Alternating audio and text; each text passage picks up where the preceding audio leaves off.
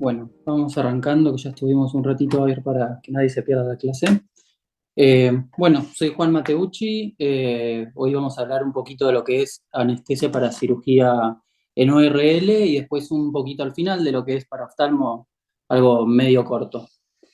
Eh, Espérate que... Bien. Bueno, unos puntos claves para lo que es anestesia en ORL es que los pacientes pueden desarrollar estridor por distintas causas, ya sea infección, inflamación, quemadura, edema de la vía aérea o algún cuerpo extraño. El estridor es un sonido expiratorio como si fuera un silbido y que está causado por la disminución del diámetro en la vía aérea por distintas causas. Las lesiones faciales causan hemorragia, aspiración, pérdida de las piezas dentarias y de los fragmentos de los tejidos. Por lo tanto, cuando siempre hay un traumatismo en todo lo que es cabeza, cuello y aérea, por ejemplo, y demás, la prioridad va a ser siempre despejar la vía aérea, sobre todo cuando son cirugías sean programadas, o sea, por traumatismo, que empieza a sangrar demasiado y sangrado es abundante, siempre está el riesgo de la aspiración del contenido por la vía aérea. En el caso de las cirugías otológicas hay varias opciones para el manejo de la vía aérea, siempre hay que valorar el paciente según tiempo, el riesgo y el beneficio. Y la hemorragia postoperatoria, sobre todo en la amigdalectomía, suele producirse en las primeras 6 horas del postquirúrgico, y luego también después hay un pico que ocurre alrededor de los 5 días también, que puede producirse sangrado. Como principios generales, la cirugía de ORL engloba una amplia gama de intervenciones, todas de distinta complejidad, de distinta duración y gravedad también. Las más frecuentes son miringotomía, amigdalectomía, procedimientos nasales simples, y después cáncer, tumores o lesiones que comprometan cabeza y cuello. Es una especialidad quirúrgica que tiene la necesidad de una muy buena coordinación entre lo que es el equipo quirúrgico y el equipo anestesiológico, sobre todo porque vamos a tener la vía aérea de manera compartida, ¿sí? En el momento en que haga el campo quirúrgico, también vamos a perder el control de todo lo que es la cabecera del paciente, por lo tanto, tiene que estar muy bien coordinado. La principal preocupación es esta de la vía aérea de que esté despejada, libre y sin obstáculos, por si también surge algún inconveniente. Entonces, los factores sobre la vía aérea van a estar los factores del paciente, ya sea por alguna distorsión de su anatomía, por una obstrucción, en que la vía aérea es compartida en los procedimientos. A veces cuando se necesita eh, realizar una cirugía sobre lo que es cavidad oral o procedimientos glóticos, lo vamos a estar compartiendo con el equipo quirúrgico. Los quirúrgicos, como por ejemplo la rotación o la posición del paciente, que a veces eh, nos permite, nos jode un poco a la hora de acceder nosotros a esa vía aérea, así como también el sangrado y el recorte de tejidos y demás que pueda tener por la técnica quirúrgica empleada. Y además la cirugía que es remota, porque como decíamos, vamos a estar alejados de la cabecera del paciente. Como un repaso anatómico, así como medio rápido por encima, tenemos la nariz y las fosas nasales, que en el promedio en el adulto tiene de 10 a 14 centímetros. En la línea media encontramos el tabique nasal, que está compuesto por una parte ósea, que es el etmoides, y una parte cartilaginosa, que es el tercio anterior. Tiene en las paredes laterales 3 cornetes, que divide todo ese espacio. El inferior es el que nos permite a nosotros el paso de dispositivos avanzados de vía aérea, como puede ser un fibro, como puede ser el tubo endotraqueal, o como puede ser también, por ejemplo, una cálula nasal para la ventilación del paciente.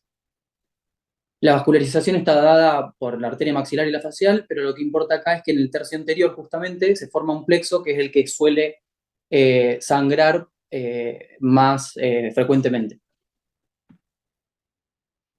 En el caso de la faringe, es un órgano que se encuentra por detrás, a posterior de la cavidad nasal y la cavidad oral. Se puede dividir en 3 partes. La porción más superior es la nasofaringe, que tiene función solamente respiratoria, que se encuentra desde el techo hasta el velo del paladar, que es la parte marcada en rojo. La parte media es la orofaringe, que está en conexión hacia anterior con la cavidad bucal, tiene función digestiva, y va desde el velo del paladar hasta el borde superior de la epiglotis. Y la parte inferior, que está dibujada en verde, es la laringofaringe, que compromete lo que es la epiglotis al cartílago cricoides, que está dispuesto alrededor de la cuarta o sexta vértebra cervical. La laringe está en continuación hacia abajo con la tráquea. Es un órgano compuesto por músculos, membranas, ligamentos, todos suspendidos en un marco óseo, y que contiene el órgano de la fonación. Nada, está entre el tracto respiratorio de la laringofaringe y la tráquea hacia inferior, y es el gran guardián de la vía aérea, ya que la epiglotis permite, en el momento en que se deglute, por ejemplo, la epiglotis se baja y lo que hace es tapar la glotis y las cuerdas vocales para que el contenido vaya hacia el esófago. Con respecto al oído, se puede dividir en externo, medio e interno. El oído externo es puramente proteger el oído. Tenemos el pabellón y el conducto auditivo externo, que lo que hace es conducir todas las ondas sonoras hacia el interior. El oído medio lo que hace es amplificar y transmitir como vibración todos estos sonidos hacia el oído interno. Está compuesto por la membrana y dentro de él encontramos una cadena de huesecillos, el martillo, el yunque y el estribo, por ejemplo, que lo que hacen es transmitir esas ondas que rebotan en la membrana hacia el oído interno. A su vez, tenemos la trompa de Eustaquio, que se puede ver dibujada ahí, que es una comunicación que va a tener el oído medio con la faringe. Lo que hace, perdón, con la cavidad nasal. Lo que hace es, su función es nivelar los niveles de presiones. Esto es lo que nos pasa, por ejemplo, cuando subimos un cerro, cuando te subís a un avión o demás, que se te apuna el oído, como que se te tapa. Lo que hace es se abre la trompa de Eustaquio, por ejemplo, cuando uno bosteza, y a nivelar las distintas presiones que existen entre el exterior y el oído medio. Y después el oído interno, que transforma todas estas ondas sonoras en impulso eléctrico para transmitirlo a través del nervio auditivo a la corteza cerebral. También tiene funciones del equilibrio a nivel de la cóclea, que bueno, no vienen al caso ahora. En cuanto a la fisiología, nos permite conocer también qué tipo de complicaciones podemos llegar a tener. La parálisis de las cuerdas vocales es una de ellas, es una lesión nerviosa que puede estar producida por un trauma quirúrgico. Tenemos dos tipos de parálisis de dos nervios diferentes, por así decirlo. El nervio laringio superior o el laringio recurrente. El superior produce pérdida de la tensión de las cuerdas vocales, entonces aumenta el riesgo de aspiración, ya que también genera déficit sensitivo en esa región, entonces puede producir mayor riesgo de aspiraciones y secreciones.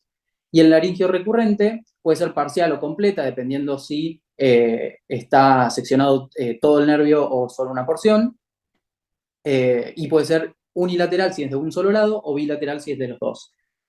Lo que más nos complica, y por ahí es una urgencia severa, es la parálisis del nervio recurrente bilateral, ya que produce una abducción, es decir, el cierre de las cuerdas vocales de ambos lados, con un riesgo crítico de la obstrucción al flujo aéreo. Otra de las complicaciones es el laringoespasmo, que es el cierre glótico reflejo de la glotis. La glotis es el espacio que se encuentra entre las dos cuerdas vocales, ¿sí? Esto se produce por un estímulo en lo que es el nervio laringio superior, perdón, por secreciones, por hemorragia o por irritación misma de la manipulación de la vía aérea, ¿sí? Cuando, sobre todo, no tenemos un plano anestésico bien adecuado, ¿sí? Si está en una anestesia superficial, el paciente está despierto y demás, puede producir laringoespasmo. Se produce sobre todo en pacientes pediátricos, ya que tienen más sensibilidad a ello, y también puede ser parcial o completa, dependiendo si ingresa algo de aire o no a la vía aérea. Parcial generalmente tiene moderada entrada de aire, se presenta con estridor, como bien decíamos antes, que es el ruido simil un silbido, o completa cuando hay obstrucción total al flujo aéreo. La prevención, lo podemos prevenir, obviamente, es la intubación y la extubación con un buen plano anestésico, o en el caso de la extubación con hoy se sabe mejor que conviene extubar por ahí al paciente cuando está bien despierto, sobre todo en los pacientes pediátricos. Y con respecto a lo farmacológico, tenemos la lidocaína, puede ser endovenosa, 1 miligramo kilo, o tópica con spray o en jet. El magnesio, Y bueno, siempre hay que, obviamente, en este tipo de cirugías, que también van a tener como campo quirúrgico lo que es todas las estructuras de la boca, o de laringe, o de faringe, es aspirar siempre, bien antes de extubarlo, o bien antes de sacar el pack faríngeo y demás. Y en el caso de que suceda un laringoespasmo, el tratamiento es la aspiración, que lo mismo puede ser si el paciente está bien despierto, por ahí esto puede generar más irritación. Entonces, si la causa es por ahí un sangrado muy profuso, sí vamos a aspirar. Pero en general no se tiende a utilizar ni cánulas muy largas, ni por ejemplo, se trata de utilizar cánulas duras, cosa que no lleguen a la laringe y no produzcan mayor excitación del nervio y por lo tanto mayor laringoespasmo. Siempre oxígeno al 100%, con máscara facial bien sellada, a presión positiva. Maniobras de desobstrucción de la vía aérea, como puede ser la luxación de la mandíbula, la hiperextensión. Y luego, si esto no revierte con esto, evaluar la profundidad de la anestesia, ¿sí? Entonces, si necesitamos, le podremos hacer un poquito de propofol, o en el caso de que sea algo que resista el tratamiento, podemos utilizar los relajantes neuromusculares. En general se usa la succinilcolina porque es de acción rápida. Eh, pero bueno, ahí ya tenemos que valorar que sea refractario el tratamiento, que no entre nada de aire, que el paciente desature. Estamos ante una crisis.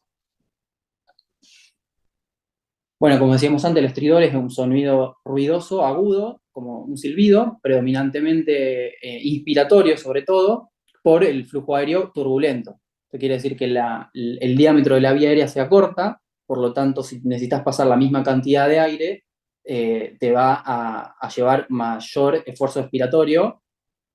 Por lo tanto, si pasa mayor cantidad de aire por un diámetro menor, vas a escuchar este ruidito. Puede ser de tipo las causas agudas o crónicas. Agudas son las que más vamos a ver generalmente en quirófano, como el laringoespasmo, la parálisis, obstrucción por algún cuerpo extraño, como puede ser una pieza dentaria, un tumor o adherencias. El tratamiento, obvio, hablando siempre desde lo agudo, es aumentar la FIO también al 100%. El paciente bien erguido se puede utilizar nebulización con adrenalina, 1 miligramo en 5 mililitros de solución fisiológica. Y también se van a hacer corticoides endovenosos, generalmente más usados la dexametasona, para inhibir que para que disminuya la inflamación, disminuya el edema y sobre todo no se vuelva a producir una crisis en la sala de recuperación o en la sala en donde esté internado el paciente. Cuando hablamos de traumatismos, en este caso, porque me gustó mucho la idea también de afrontarlo desde el lado de más lo agudo o la urgencia, que por ahí se deja mucho de lado en estos tipos, porque ya que se asume por ahí que son cirugías programadas. Pero los traumatismos se pueden dividir en lo que es faciales o de vía aérea.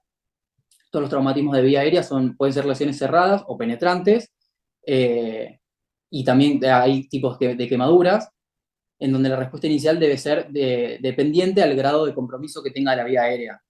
Si el paciente tiene quemadura de la vía aérea, tiene muchas secreciones, tiene mucha hemorragia, siempre lo primero, como dijimos antes, era asegurar esa vía aérea. Hay que hacer una evaluación suave por el mismo motivo de que si tiene alguna fractura, evitemos desplazar esa fractura ósea o lesionar mayor la anatomía, y son indicación de cirugía urgente. En el caso de los traumatismos faciales, son lesiones que afectan la mandíbula o el tercio medio de la cara. Después se dividen en fracturas de Lefort 1, 2 y 3, que por ahí no viene al caso de dividirla cada una, pero que causan hemorragias muy profundas, con riesgo de aspiración de sangre y también de los fragmentos tanto óseos como de tejidos que puede haber en la vía aérea. La prioridad siempre, como dijimos, es la limpieza y el control de la vía aérea. Con respecto a las cirugías otológicas, la podemos dividir en las mismas porciones del oído externo, oído interno y oído medio. El oído externo en general son cirugías de baja complejidad, se llevan a cabo con anestesia local o general, a veces algunos bloqueos, y la mayoría son extirpaciones de lesiones simples, como puede ser un tumor o un cuerpo extraño en el conducto auditivo externo, o resección de anomalías, por ejemplo, del lóbulo de la oreja, cartílago y demás.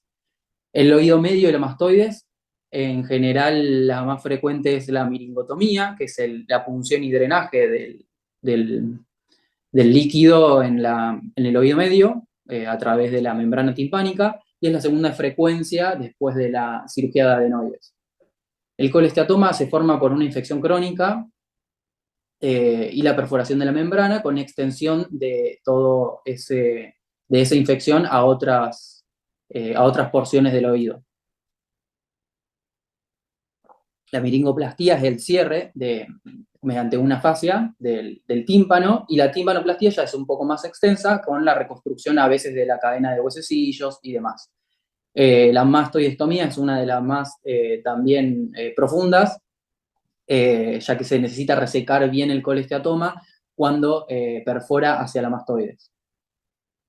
Y luego tenemos de oído interno, que son de intervención muy compleja y especializada, dentro de la cóclea, por ejemplo, en el saco endolinfático y en el laberinto. Estos generalmente son implantes cocleares en niños con hipoacusia neurosensorial, y bueno, son cirugías bastante más complejas porque ya tienen que haber resección ósea, ya tienen que, están ahí a la vecindad de lo que es el cráneo y el cerebro. Entonces son como mucho más, aparte son cirugías largas y demás. El manejo anestésico de las cirugías otológicas puede dividirse básicamente en tres: anestesia local, que es de elección ante la cooperación del paciente, es decir, si es un paciente adulto que necesita resecarse, por ejemplo, una lesión el lóbulo de la oreja, por ejemplo, de corta duración, y sobre todo esto en el oído externo o en la membrana timpánica.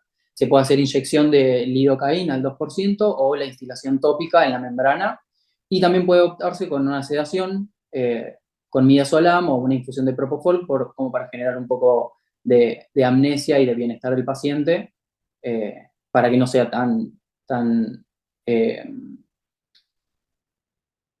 despierto, digamos, y que no se lleve un mal recuerdo de estar adentro del quirófano, ¿no? O de las posiciones incómodas y demás. Generalmente las cirugías otológicas, como son de un solo lado, llevan posiciones en donde el paciente tiene una flexión o una rotación de la cara, entonces se suelen empezar a generar, no sé si dolor justamente, pero sí malestar.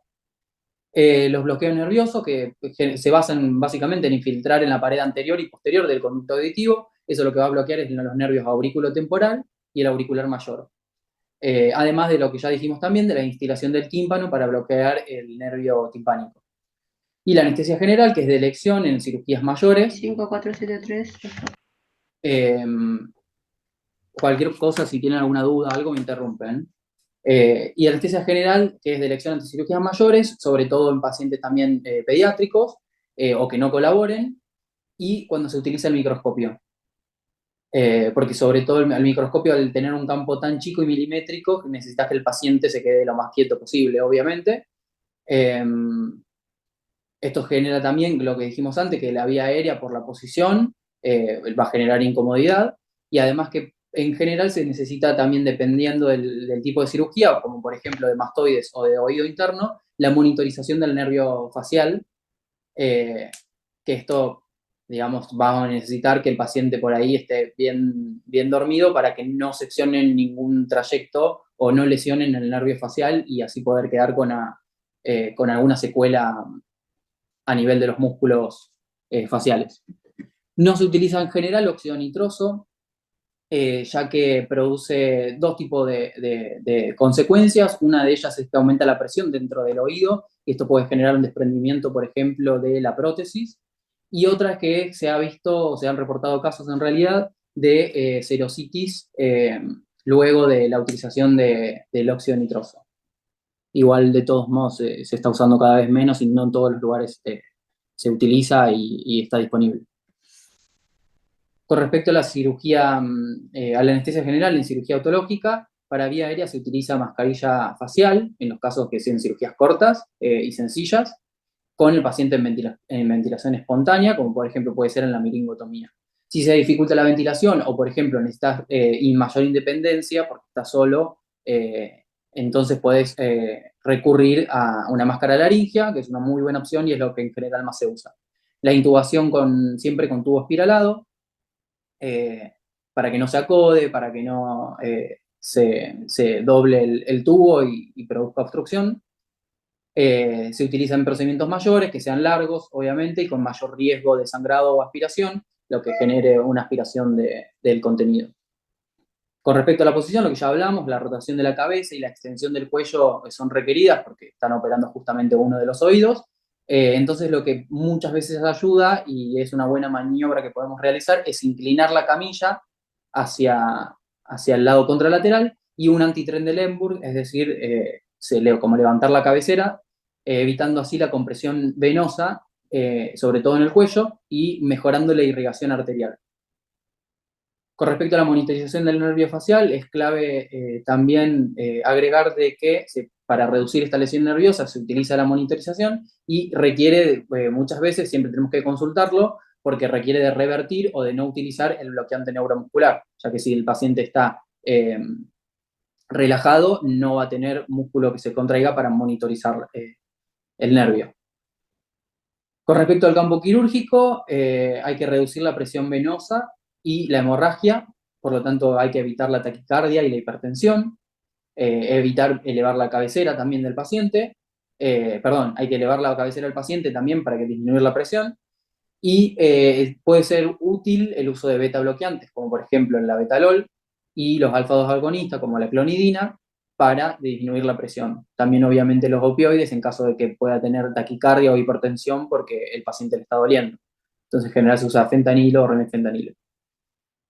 Es clave los antiseméticos. Los procedimientos otológicos tienen mayor incidencia, cerca del 80% de náuseas y vómitos postoperatorios.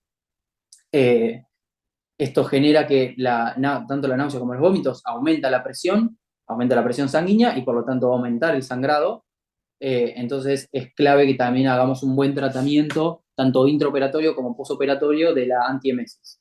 Hay que hidratar bien al paciente, evitar los opioides que generen más náuseas dentro de lo que sea posible, y profilaxis con doble o triple esquema, ya sea ondansetron, Reliberan, dexametasona son los más usados, copolamina también se puede usar.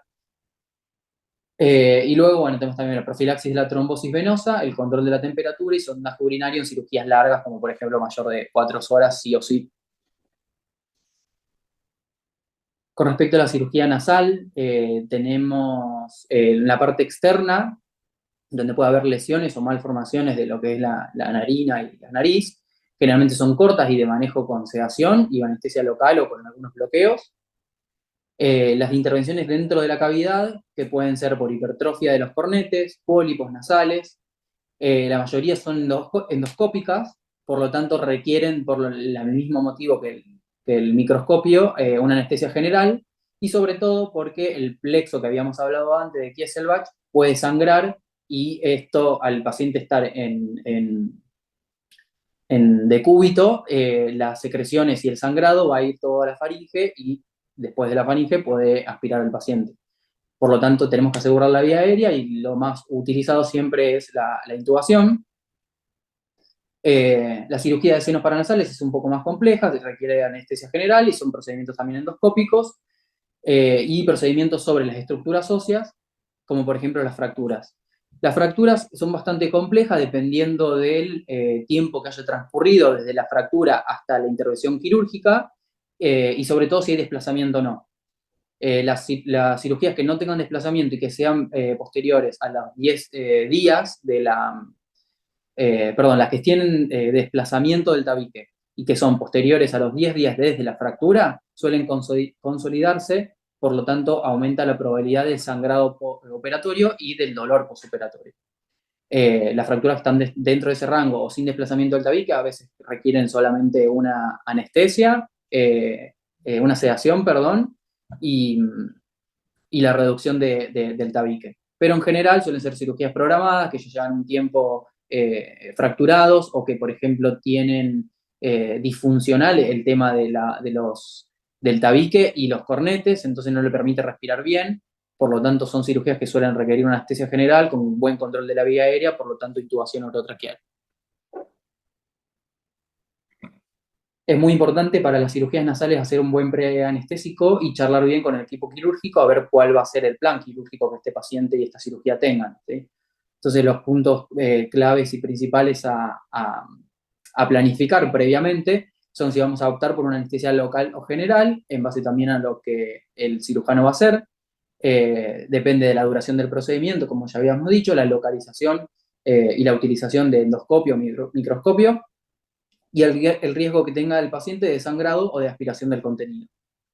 Luego tiene que ser clave el control de la hemorragia, mantener un buen plano de anestesia, evitar la hipertensión y la taquicardia, que ya lo habíamos hablado, y siempre suelen utilizar soluciones locales, vasoconstrictoras, de la mucosa para prevenir ese sangrado. Por ejemplo, muchos cirujanos usan lío con EPI, que no solo para el control de la analgesia de la incisión quirúrgica, sino también que la EPI ayudaría a disminuir el sangrado.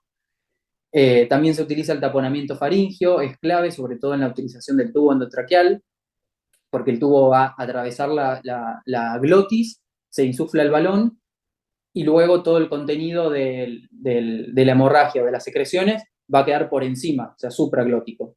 Si uno después cuando no aspiró bien, cuando lo va a extubar, o hay casos reportados también de que las secreciones se pueden, si el balón no está bien insuflado, pueden atravesar entre el balón y la tráquea y producir microaspiraciones. Por lo tanto, se utiliza mucho el taponamiento faringio y hay que acordarse siempre de aspirar bien antes de extubarlo. Lo otro a evaluar siempre es si vamos a utilizar tubo o máscara de laringia. La elección obviamente depende del anestesiólogo y de su experiencia. Los resultados son controvertidos porque justamente lo que decíamos que el tubo, hay casos reportados de microaspiraciones, y la máscara de laringia, al ser un dispositivo supraglótico, lo que haría es proteger todo el aparato glótico y por encima y por debajo. Eh, pero bueno, la realidad es que eso siempre el anestesiólogo lo decide medio intraquirúrgico, o en general, por lo que yo siempre he utilizado más el tubo que la máscara de laringia. Con un buen taponamiento faríngeo y siempre la aspiración armada a mano, y aspirarlo bien antes de extubarlo.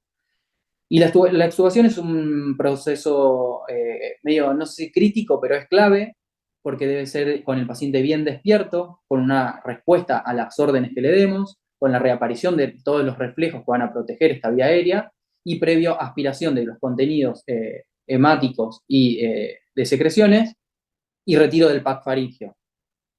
Hay que tener mucho cuidado con la tos excesiva, ya que esto aumentaría de nuevo la presión arterial y puede producir hemorragia, y con la extubación pronta, porque si extubamos al paciente que todavía no está ventilando, va a desaturar, y si lo despertamos cuando el paciente eh, todavía no puede proteger su vía aérea, también se puede aspirar. Con respecto a la analgesia, se utiliza paracetamol, dexametasona y AINE. Por ahí se requiere, depende de la complejidad y eh, de si va a tener fractura ósea o no, algún opioide, y algunos bloqueos también se pueden utilizar. Para las cirugías intraorales, Profe, sí, ahí una compañera preguntó en qué consiste el taponamiento faríngeo. el taponamiento faríngeo introducen una compresa, o generalmente son vendas estériles, y lo introducen con una Magir dentro de la faringe, viene hacia el fondo. En muchos lugares lo hace el mismo cirujano, lo correcto en realidad sería que lo haga el anestesiólogo una vez que intubó, eh, pero bueno, nada, es clave no olvidarse de eso. Y lo que viene a hacer, digamos, es una compresa seca o una venda seca que vendría a retener toda la hemorragia y las secreciones que puedan irse hacia la faringe.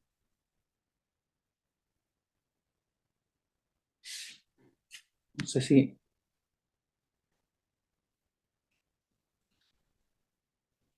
Con respecto a la amigdalectomía y la adnectomía, es una de las cirugías más frecuentes, sobre todo en niños. No es un procedimiento menor como se suele pensar.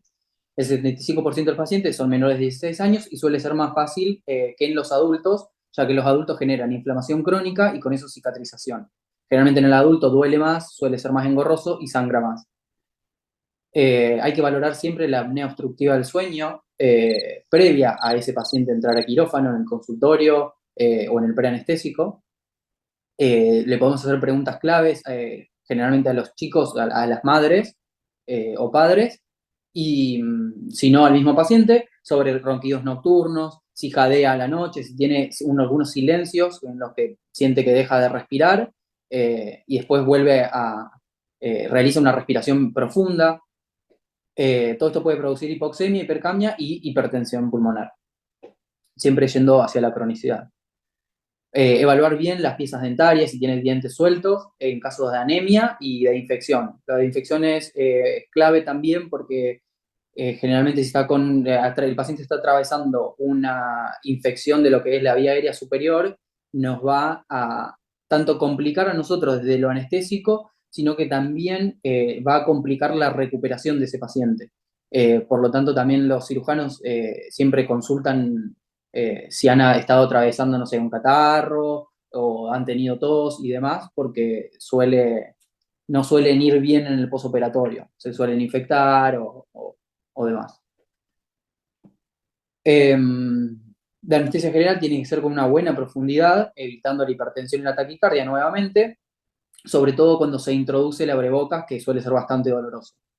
La inspección tiene que ser cuidadosa con respecto al sangrado, como ya veníamos hablando, y es una cirugía muy dolorosa. Yo no sé si acá alguien se ha operado de amígdalas, pero te lo puedo decir tranquilamente de que duele un montón. Uno piensa, bueno, es una estructura que está ahí, que es todo contenido laxo, pero duele bastante. Hay dos técnicas quirúrgicas, una que es el corte, que en general suele doler menos, pero suele sangrar más, y otra es la cauterización con el electrobisturí, que en general suele sangrar menos, pero suele doler más, porque justamente están quemando toda la lesión y el lecho quirúrgico con el electrobisturí. Entonces hay que valorar siempre el riesgo de apnea previo que ya tengan estos pacientes con el riesgo eh, eh, que vamos a tener en el postoperatorio, sobre todo si requiere opioides. Entonces hay que valorarlo según cada paciente, según costo-beneficio y la necesidad de internación, porque pacientes que tienen ya una apnea obstructiva, que en general son cirugías ambulatorias, en donde el paciente se interna a la mañana o la noche anterior, se opera y se va. Una vez que se recupera, si el paciente ya tiene una apnea obstructiva previa, lo más probable es que ese paciente se tenga que internar por lo menos 24 horas para un buen control postoperatorio del dolor y de su apnea, y una vez que esté bien, ya se pueda ir a su casa. Hay que tener, bueno, mucho cuidado con el sangrado, la aspiración y el pack faríngeo, lo remarco porque han pasado veces de que se olvidan el pack faríngeo y están extubando al paciente y que todavía está colocado el pack.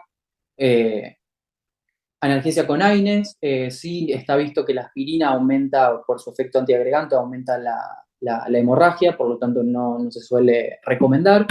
Dexametasona y opioides. En general hay dos colegios de manejo de la amigalectomía. Unos que dicen opioides no, por justamente esto de la apnea obstructiva y demás, y otros que utilizan sí o sí opioides porque es una cirugía muy dolorosa. En general se trata de usar, obviamente que tiene que estar en la conformidad del paciente y que no presente dolor, pero bueno, hay una rama de anestesiólogos que no, prefieren no usar, hacen anestesias generales igual, multimodales, pero sin opioides. Obvio que esto va a depender siempre del tipo de procedimiento, de la edad y qué técnica quirúrgica utilizaron. Otra vez, buena hidratación y buena antiemesis, porque también suelen generar náuseas y vómitos. El uso de antibiótico es controvertido porque no se ha visto mejora ni signos con respecto a la infección, pero sí se ha visto mejoría en algunos casos de que reanudan la ingesta oral más rápido. En caso de los chicos, tener cuidado con el laringoespasmo, como veníamos hablando, y la prevención que ya también lo hablamos. Las hemorragias suelen producirse en las primeras 6 horas, como también habíamos dicho, pero hay una segunda crisis, por así llamarlo, que suele darse a los 5 o 6 días postquirúrgico.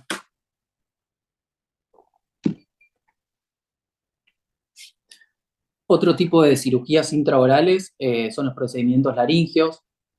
Pueden ser nódulos, pólipos, quistes, papilomas o otros tumores de las cuerdas vocales.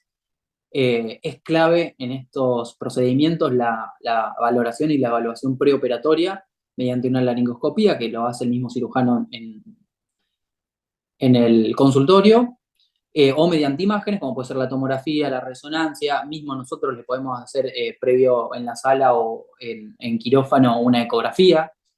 Y todo con esto podemos ver y descartar el compromiso de la vía aérea o alguna lesión subglótica que puede estar enmascarada por debajo de las cuerdas vocales. El estridor preoperatorio es indicativo de que hay un estrecho considerable en este diámetro y en general en adultos es cuando el diámetro es menor a 4 milímetros. Los estrechamientos se pueden dividir las lesiones se pueden dividir en supraglóticas o subglóticas. Si están por encima de las cuerdas vocales, es decir, supraglóticas, dificultan la visualización y por lo tanto la intubación de la glotis. Si es subglótica, siempre no vas a tener problema para intubar al paciente, no te va a dificultar la visualización, pero sí vas a tener por ahí problemas con el paso del tubo o con la ventilación del paciente. Por lo tanto, se dividen siempre en dos técnicas anestésicas, unas abiertas y otras cerradas, que vamos a hablar ahora un poquito más. En general, para este tipo de cirugía se usa el láser de CO2 es el más usado, y los riesgos principales son de incendio de la vía aérea y de la radiación desviada. La radiación desviada, lesionar alguna estructura vecina, obviamente que no estaba planificado, y el tema del incendio de la vía aérea tiene que haber unos pilares que son una FIO elevada, por lo tanto, porque si no hay oxígeno no hay fuego, eh, y el combustible también que vendría a ser como si fuera la gasa o el algodón seco. Por lo tanto, para prevenirlo, lo que vamos a utilizar la FiO2 menor posible para que ese paciente oxigene bien. Se utiliza aire comprimido y no óxido nitroso y sin depósitos de gasa y algodón secos.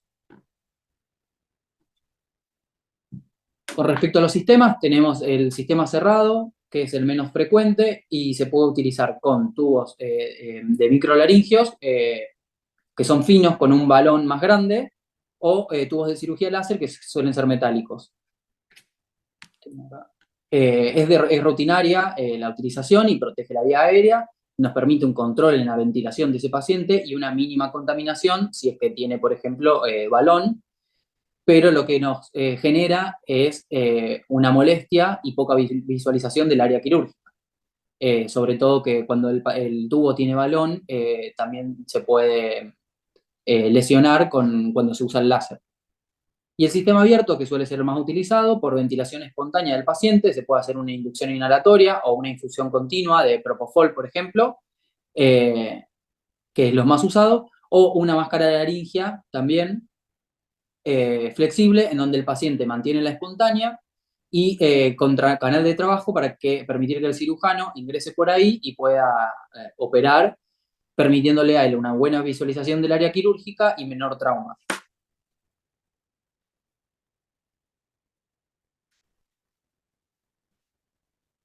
Con respecto a los abscesos y la angina de Ludwig, que es una celulitis y todo lo que es submandibular, es la inflamación del tejido por debajo de la mandíbula, son patologías que provocan mucho dolor, patologías que en general son de guardia y suelen ser de guardia, que por ahí donde el foco séptico suele ser, por ejemplo, una muela careada, en donde la carie fue penetrando hasta que llegó a la encía o al área submandibular y se produce este absceso o esta celulitis. Provocan mucho dolor, mucha tumefacción en el área, y hasta a veces llegar con trismus y limitación en la apertura y la movilidad de la mandíbula. Son indicación de cirugía de urgencia en general, se pueden expectar un tiempo, pero con el objetivo de, por ejemplo, que el paciente tenga ayuno o que si se puede disminuir un poquito la inflamación, pero la realidad es que son indicación de cirugía de urgencia, sobre todo cuando compromete la vía aérea o desvía la vía aérea. La evaluación preoperatoria siempre tiene que ser cuidadosa y vamos a lo que vamos a medir es la movilidad cervical, que a veces también está comprometida, la apertura bucal y si el paciente tiene estridor. Si el paciente tiene estridor, ya sabemos que tiene compromiso grave, por lo tanto va a tener que entrar a quirófano. La puedo dividir, en general yo las divido de esta manera, que son de dos formas, las lesiones o abscesos en boca y faringe, o las lesiones en laringe o subglóticas. Las de boca y faringe en general limitan más la apertura bucal, porque la tumefacción está más cerca de la ATM, de la articulación, y puede generar ruptura de esa lesión con el riesgo de aspiración del contenido, ya sea hemático o purulento. La intubación orotraqueal nasal mediante fibrobroncoscopía, vigil o pseudovigil, porque el paciente en realidad está sedado, suele ser la técnica más adecuada, porque te permite no solo atravesar esas lesiones que por ahí te quitan la visualización, sino que también te permite ser cuidadoso en el caso de no punzar esa lesión y no correr riesgo de la aspiración del contenido. El paciente que esté vigil también mantiene la espontánea, por lo tanto oxigena bien, le ponemos una canulita con un flujo de oxígeno alto, y eso nos permite que el paciente siga saturando bien, ventile en espontánea y nos da todo el tiempo que necesitemos para poder intubarlo. Y en el caso de las estructuras de los abscesos en laringe o subglóticos, suelen desviar más la vía aérea, producir oclusión de la vía aérea o sangrado. También se puede optar por una inducción inhalatoria o con coadyuvantes endovenosos, pero en general las técnicas también, o sea, no tendríamos tanto problema en una intubación normal, o sea, directa o por medio de videolaringoscopio, porque la apertura bucal por ahí no está disminuida, pero en general tratamos de tener mayor cuidado, entonces en general siempre tratamos con el fibrobroncoscopio y teniendo siempre una segunda opción. Para la utilización del fibro es necesario la sedación consciente del paciente, si bien tiene que estar bien sedado para tener un buen plano de anestesia de la zona sobre todo, también necesitamos un plano de amnesia y que no tenga recuerdos de intraoperatorios traumáticos, que eso después le generen miedo para una futura cirugía, sobre todo programada. Pero necesitamos que esté consciente para poder colaborarnos si necesitamos alguna maniobra. Por ejemplo, se suele pedir que saque la lengua o que abra lo que más pueda la boca sin perder la espontánea y que el paciente siga ventilando solo. Los pilares claves para la intubación con fibro son un anticialogogo que se utiliza para disminuir las secreciones y poder trabajar mejor. Se utiliza la iosina, la atropina o el glicopirrolato. En general se usa el glicopirrolato, pero no hay en todos los lugares. Como sedación se prefiere mucho el midazolam porque justamente genera amnesia del procedimiento que vamos y sedación obviamente, del procedimiento que vamos a llevar a cabo. La exmetomidina es una muy buena opción también para generar una buena sedación. En algunos casos, es medio controversial, se utiliza la ketamina, generalmente se prefiere usarla en dosis muy bajas, ya que lo que produce es aumento de las secreciones, y eso nos perjudicaría en cuanto a la visualización con el fibro. Siempre es clave una buena analgesia, al paciente no le puede doler mientras estamos realizando la intubación. Se utiliza fentanilo endovenoso, lidocaína endovenosa para que no le moleste el paso del tubo, y lidocaína, bastante lidocaína en spray o en jet, instilando, mediante nasal, y todo lo que es faringe y cavidad bucal, sobre todo también porque vamos a tener el reflejo nauseoso, que si infiltramos bien vamos a poder evadirlo. Siempre es clave desde el principio que entramos a quirófano la aspiración, sobre todo por las secreciones en este caso, pero también si tenemos que instilar la lido y luego aspirar, o si tenemos sangrado, tanto nasal como puede ser atravesando el tubo o el fibro, o la rotura de ese absceso. Y un segundo plan siempre, segundo, tercero, lo que más puedan, tener el laringoscopio con una hoja de Macintosh al lado, un videolaringoscopio, siempre. Y también es clave en estos casos tener un set de crico porque si el paciente entra en apnea, nosotros no podemos, o por ejemplo, recurre sangrado, ya no vemos más nada con el fibro, el paciente empieza a desaturar, estamos ante una urgencia que probablemente pueda necesitar el set de crico para realizar una cricotirotomía de urgencia. Las contraindicaciones son el sangrado excesivo, porque como decía antes, con el fibro es una camarita que no vamos a ver nada si está todo rojo, y fracturas de base de cráneo, ya que no vamos a poder acceder a través de la cavidad nasal. Eso nos imposibilita la visualización y además que nos aumentan los riesgos de lesiones mayores.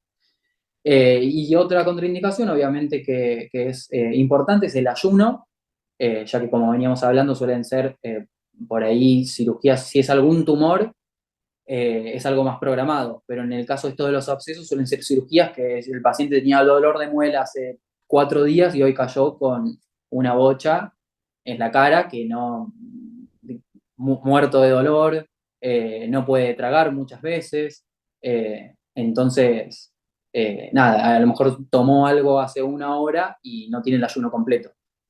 Y obviamente que también es operador dependiente, por lo tanto se necesita una formación en la manipulación del fibro, y no solo eso, sino que también vas a necesitar muchas veces de una colaboración de algún compañero, un anestesiólogo o algún técnico en anestesia que sepa utilizarlo, que sepa cuáles son las complicaciones de lo que puede pasar y cómo lo resolveríamos, sobre todo en el tema de la aspiración y de tener un plan secundario por si algo sucede.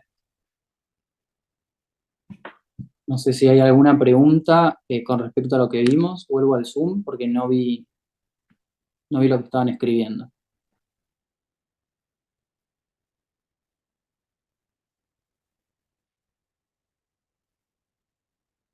Cualquier cosa, ahí tienen mi email también. Después les voy a pasar para que les publiquen las clases si todavía no las publicaron. Eh, y cualquier cosa me escriben, obvio, no tengo ningún problema. Y ahora voy a ir al de oftalmo, que es bastante corto, como para tener un repasito.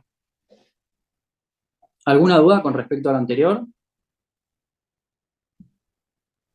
Ahí en el chat habían dejado un par, profe, pero no sé si se fueron respondiendo a lo largo de la clase. Ah, vi lo del pack, pero nada más. A ver, chat. No, lo del taponamiento faríngeo, bien. Sí, es clave que también nosotros nos acordemos de eso, porque muchas veces pasa que por ahí uno se olvida, el cirujano también se olvida y nadie puso el pack faríngeo. Pero bueno, en esos casos es de tratar de limpiar la zona lo que más se pueda y aspirar bien antes de la extubación. Bueno, con respecto a las cirugías oftalmológicas, no sé si se ve, voy a poner presentación. ¿Se ve bien, profe? ¿Se ve bien? Sí, sí, se ve. Eh, no, con respecto a la anatomía ocular no es tan importante, pero en sí se puede dividir en tres capas, una externa, una media y una interna. La externa es la esclerótica y la córnea. La media es todo lo que es el cuerpo ciliar, el músculo ciliar. Y la íntima viene a ser lo que es la retina, ¿sí? Que es la capa nerviosa, digamos. Y el ojo lo podemos dividir en también tres cámaras, que es lo que generalmente nos importa más en cuanto a lo quirúrgico, porque en general se habla de, hay cirujanos que solo se dedican a cámara anterior, hay cirujanos que se dedican solo a cámara posterior o a componente vítreo. La cámara anterior va a ir desde lo que es la córnea hasta el cuerpo ciliar o músculos ciliares, y la cámara posterior va a estar entre los músculos ciliares y el cristalino. El cristalino es la porción céntrica, donde que se vendría a ser el lente intraocular nuestro, natural, y todo lo que esté por detrás viene a ser lo que es la cámara vítrea, donde está el componente vítreo y a posterior la retina. Con respecto a la fisiología, lo que más nos importa en este caso es el reflejo oculocardíaco. Es un reflejo trigémino vagal, quiere decir que la porción aferente que va de afuera hacia adentro es el trigémino, que le va a dar inervación al ojo. Va a viajar, esa respuesta va a viajar desde el trigémino hacia el pedúnculo cerebral y desde ahí se va a conectar al centro del vago, el cual va a transmitir este estímulo directo hacia el corazón. Esto se produce que ante la tracción de los músculos, sobre todo extraoculares, o la presión sobre el globo ocular, se pueda producir bradicardia. La bradicardia es lo más frecuente, también se puede producir bloqueo aurículo-ventricular, alguna ectopía ventricular o asistolia, pero la realidad es que en el 90% de los casos se produce una bradicardia, que es una disminución de la frecuencia cardíaca en más del 10 o el 20%. Por lo tanto, hay que estar siempre bien atento, sobre todo cuando empiezan a manipular. Y el tratamiento es la atropina endovenosa, por lo tanto, siempre que hay una cirugía oftalmológica, debemos tener cargada primero la atropina. Viene de 1 miligramo la ampolla, llevamos a 10 en una jeringa de 10 mililitros con solución fisiológica, y de esa manera podemos dosificar mejor, sobre todo en pacientes pediátricos. En pacientes adultos, en general, con 1 miligramo de atropina está bien. En la evaluación preoperatoria hay 4 pilares básicos. Uno es el riesgo. En general suelen ser o pacientes niños que tienen algún componente congénito, alguna patología congénita, o pacientes muy añosos que ya tienen otros factores de riesgo, como por ejemplo diabetes o hipertensión, que suelen generar problemas oftalmológicos. La colaboración del paciente también es otro pilar, ya que necesitamos que el paciente se quede quieto, obviamente. Eh, entonces, porque el cirujano, la mayoría de los procedimientos son bajo microscopio, entonces, si el paciente tiene algún tipo de deterioro cognitivo o es un niño, obviamente no va a poder colaborarnos.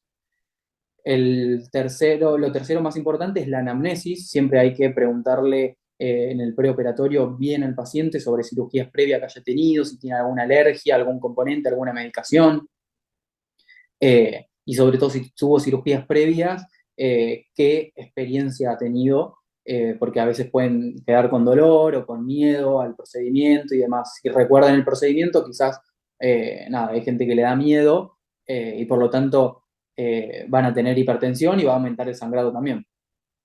Y lo cuarto a tener en cuenta siempre es la técnica. Entonces lo vamos a valorar con el tipo de cirugía que el cirujano o el equipo quirúrgico va a realizar para planificar la mejor técnica anestésica.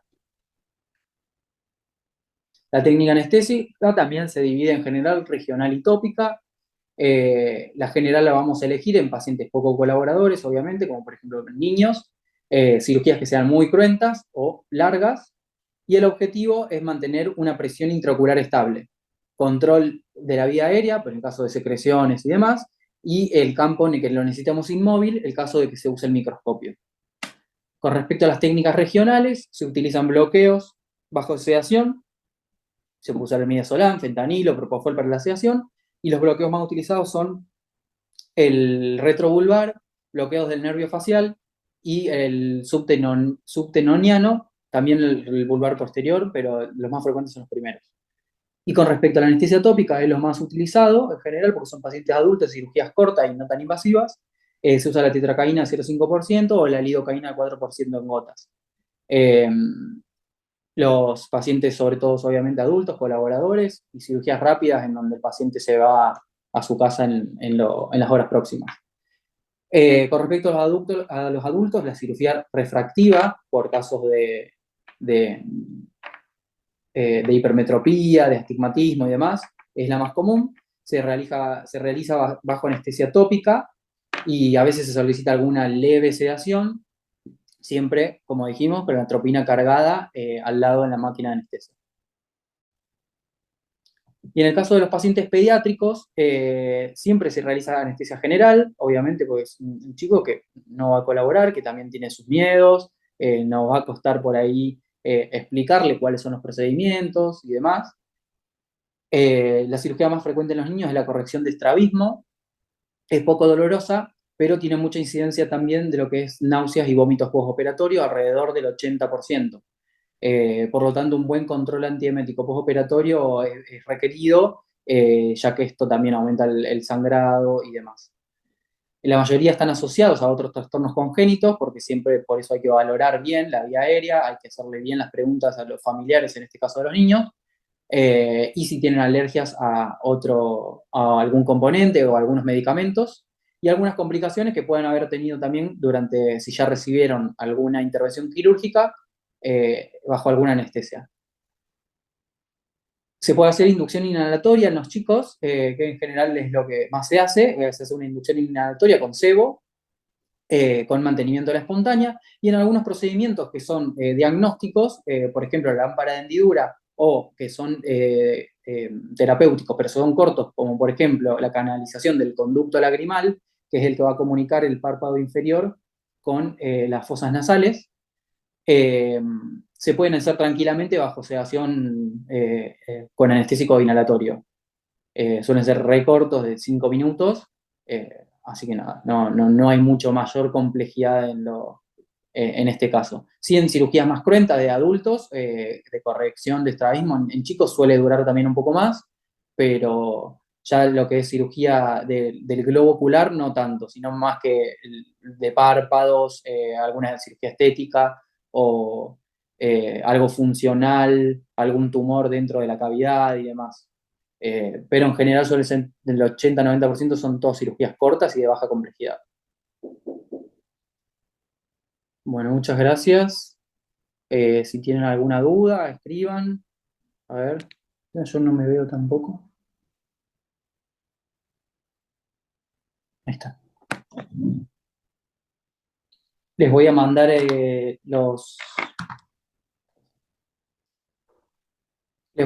los PDF para que se los suban por las dudas.